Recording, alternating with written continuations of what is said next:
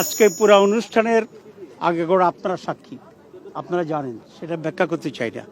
আমি মনে করি আজকে অনুষ্ঠানটি বাংলাদেশের রাজনীতি এবং প্রশাসনের ইতিহাসে একটি গুরুত্বপূর্ণ দিন হিসাবে বিবেচিত হবে এবং এই জাতি ৫৪ বছরে বারবার যে নানা অপকর্ম অপশাসনের সম্মুখীন হয়েছিল, আজকের এই জাতীয় সনদ আমরা যারা সকলে ঐকমত্যের মাধ্যমে সিগনেচার করেছি, এটা যদি সত্যি অর্থে বাস্তবায়িত হয় তাহলে এখানে রাজনীতির গুণগত পরিবর্তন হবে।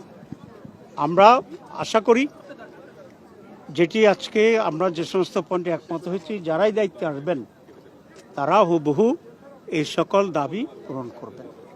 এখানে দুটো গুরুত্বপূর্ণ বিষয় আছে। একটা হচ্ছে আজকের সনদের সিগনেচারের মাধ্যমে এটার কি আইনি ভিত্তি হইল না হইল না, এটা আমরা সনদটা যেভাবে হয়েছে সেই সনদের সাথেই আমরা বলেছি আমরা একমত হয়েছি, কারণ আমরা বহুদিন ধরে এটা নিয়ে আলোচনা করেছি। কিন্তু এটাকে আইনি ভিত্তি দেওয়ার যে বিষয়টি সেটা বাকি আছে।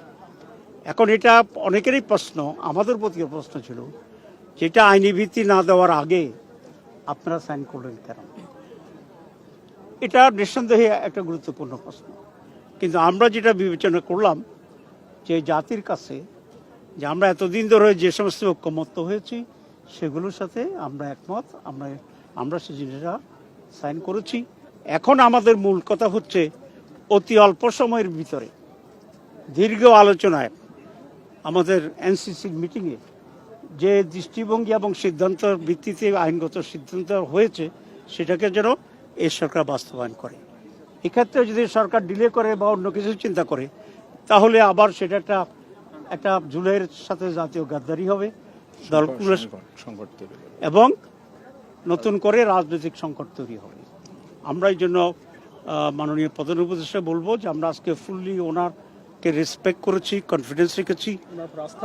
আমরা আশা করি যে উনিও ওনার কথা ঠিক রাখবেন এবং বাংলাদেশের নতুন সংকট তৈরির ক্ষেত্রে ওনারা যেন কোনো ধরনের হেজিমনি তৈরি না করেন, এটা আমরা প্রত্যাশা করি তাদের কাছে। Thank you.